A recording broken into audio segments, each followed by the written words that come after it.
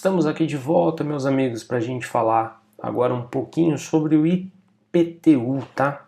Essa vai ser de fato a nossa última aulinha aí, abordamos todos os tópicos aí do edital, com exceção do Simples Nacional e de mais alguns pontinhos ali também que eu acho que não tem grande importância para fins de prova, tá? Então vamos começar falando aqui sobre a hipótese de incidência do IPTU, tá? Fato gerador do IPTU. Então o que é fato gerador do IPTU? É a propriedade, o domínio útil ou a posse do imóvel. Mas que tipo de posse, né? Aquela posse com ânimo de domínio, tá? Então quando ele fala posse a qualquer título, de fato ele está se referindo àquela posse em que há o interesse em permanecer na propriedade daquele determinado bem imóvel, tá? Então é por natureza ou a cessão física, desde que localizado na zona urbana do município de Guarulhos, tá certo? Isso aqui é bem importantinho. Considera-se zona urbana se possuir pelo menos 2 dos melhoramentos construídos ou mantidos pelo poder público, indicados abaixo, né? Aqui a banca sempre gosta de fazer algum tipo de pegadinha, por mais bobinho que isso pareça, tá? Isso cai bastante em prova, né? E a banca muitas vezes muda alguma coisinha aqui, né? Sistema de transporte coletivo, né? Ou falar rede de iluminação, desde que com posteamento, ou escola pública ou posto policial, né? Muda alguma dessas coisinhas aqui e muitas vezes a gente está ali na prova, né? Correndo contra o tempo e a gente acaba não percebendo a pegadinha da banca, tá? Então, considera-se zona urbana se possuir pelo menos 2 dos melhoramentos construídos ou mantidos pelo poder público, outro tipo de coisinha que a banca muitas vezes gosta de brincar. Indicados abaixo, então, meio-fio ou calçamento, com canalização de águas pluviais, tá? É água da chuva, não é água fluviais, não, tá? Então é fluviais, tá errado, tá? É águas pluviais. Abastecimento de água, sistema de esgotos sanitários, rede de iluminação pública com ou sem posteamento para distribuição domiciliar, escola pública ou posto de saúde a uma distância máxima de 3 quilômetros. Cuidado, tá? Aqui às vezes ele coloca escola pública primária, né? Que eu acho que tem uma disposição nesse sentido no CTN, mas na legislação do IPTU diz apenas escola pública, tá? Ou posto de saúde a uma distância máxima de 3 quilômetros, tá bom?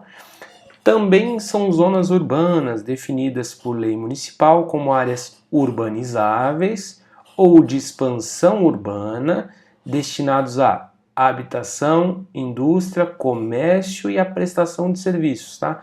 Esse prestação de serviços não está lá no CTN, tá? Isso aqui é uma inovação da legislação do IPTU de Guarulhos, tá? E assemelhados, mesmo que localizados fora das zonas anteriormente mencionadas, né? Então, mesmo que não hajam os 2 melhoramentos, tá? Isso é importantíssimo, tá?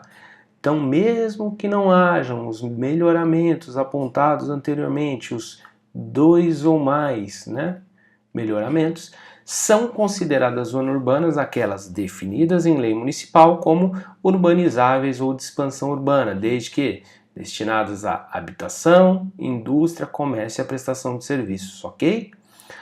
Áreas urbanizáveis, quais são, né? São os parcelamentos de solos regularizados pela administração, mesmo que executados de modo irregular, tá? A banca pode também tentar fazer uma pegadinha aqui, dizer que só são as áreas urbanizáveis ou de expansão urbana, aqueles parcelamentos de solo, né? Regularizados pela administração quando executados de modo regular. Não, mesmo que feitos de forma irregular, também vão ser considerados como áreas urbanizáveis ou de expansão urbana. Loteamentos aprovados nos termos de legislação pertinente, conjuntos habitacionais aprovados e executados no termos de legislação pertinente, uso ou edificação aprovada de acordo com a legislação urbanística de parcelamento de uso ou ocupação de solo e edificações. O que a gente está vendo aqui? Que são zonas de transição, né? Então eles estão deixando de ser rurais para se tornar urbanas, tá certo?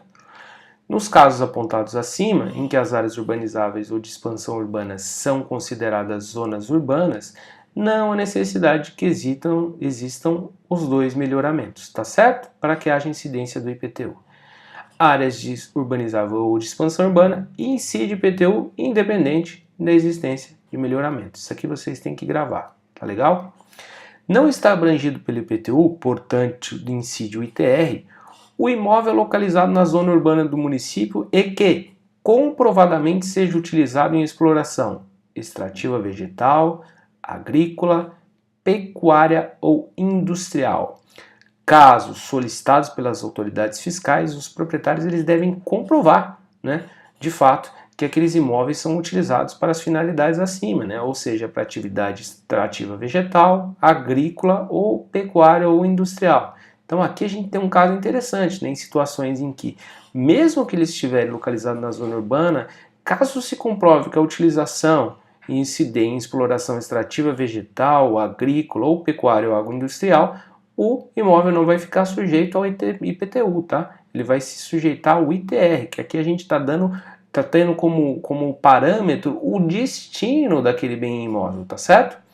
Então vamos continuar aqui. O que se consideram terrenos? Isso aqui eu aposto em uma questãozinha de prova, tá? Então, terrenos é o solo sem benfeitorias ou edificações, ou o terreno que contenha, né? Então isso pode ser fruto de uma pegadinha de prova, né? Que são situações em que, mesmo em que haja construção, o imóvel ainda assim vai ser considerado terreno. E por que isso, né? Aqui, a síntese de todos esses itens aqui é que não há condições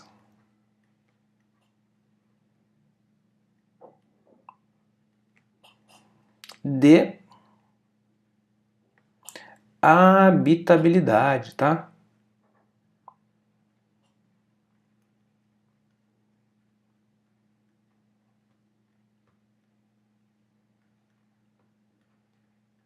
Portanto, não tendo condições de habitabilidade, as construções lá existentes não vão influenciar para que aquele imóvel seja considerado construído, tá certo? Então, construção provisória, né, que possa ser removida, né? Imagina ali um barracão, né, uma barraca que possa ser removida sem destruição. Uma construção em andamento, né? Então ela não foi concluída ainda, ou então ela está paralisada, né? Uma construção ainda que não tenha sido emitido o CCO, né? O Certificado de Conclusão de Obra, ou ela esteja paralisada por algum determinado motivo. Construção em ruínas, né? Ou em demolição, aqui não tem também condições de habitar numa construção em ruínas. Construção que a autoridade considere inadequada pela situação, dimensão, destino ou utilidade, né? Então, aqui nesses casos, mesmo a gente identificando algum tipo de construção, o imóvel ainda vai ser considerado como terreno, tá? Lembrem-se disso. O imóvel construído, em contrapartida, são terrenos com construções permanentes para habitação, recreio ou exercício de atividades, lucrativas ou não, com exceção das construções acima, classificadas como terrenos, né, que são construções em que não há condições de habitabilidade. O imóvel localizado fora do perímetro urbano, utilizado como sítio de recreio, será considerado construído desde que sua produção não seja comercializada e edificação e uso sejam compatíveis com o destino de recreio, tá legal?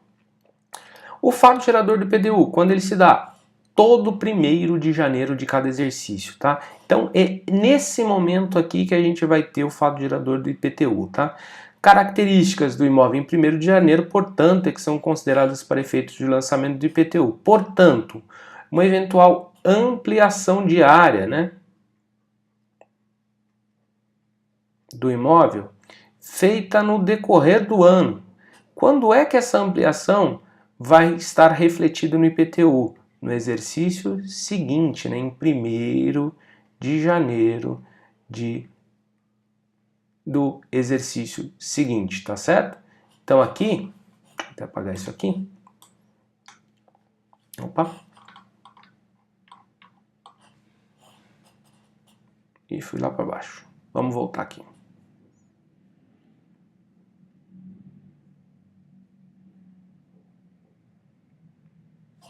Então, essa ampliação feita no imóvel, ela só vai ser considerada em 1 do exercício seguinte, tá certo? Então, uma eventual ampliação feita no decorrer do exercício não vai ser considerada para fins de lançamento do IPTU de um determinado exercício, tá certo? Beleza. Vamos falar agora de sujeição passiva do IPTU. Quem que é o sujeito passivo do IPTU? Contribuinte do IPTU, portanto, é o proprietário, tá? Vai ser o titular do domínio útil ou o seu possuidor a qualquer título, tá?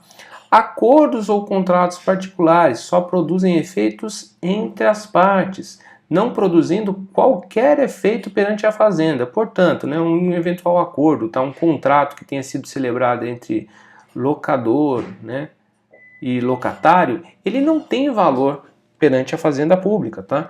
Então, o contribuinte vai ser o proprietário. Não importa se esse proprietário aqui ele firmou um contrato com o seu inquilino dizendo que o responsável seria o inquilino pelo IPTU. Continua sendo contribuinte do IPTU o proprietário, tá ok? Solidariamente responsáveis pelo pagamento do IPTU, coproprietário, certo? Que tem interesse comum. O compromissário comprador, né, que é o promitente comprador, que ele tem um interesse em permanecer ali, tem ânimo de domínio, tá? O superficiário, que é o titular do direito de superfície, titular do direito de usufruto, uso, enfiteuso e o fideicomisso, o cessionário, né, que na verdade é aquele que recebe, né, ali o direito, o adquirente, mesmo que beneficiário de imunidade ou isenção pelo débito do alienante, e o responsável tributário, obrigado a comunicar ao fisco alterações cadastrais ocorridas no imóvel que não o fizer, respondendo solidariamente o vendedor, o compromissário ou o alienante da propriedade, da posse, do usufruto, do uso e da enfiteuse, tá? Bem importante, bem legalzinho esse dispositivo, tá? Vamos ficar por aqui, a gente volta daqui a pouquinho.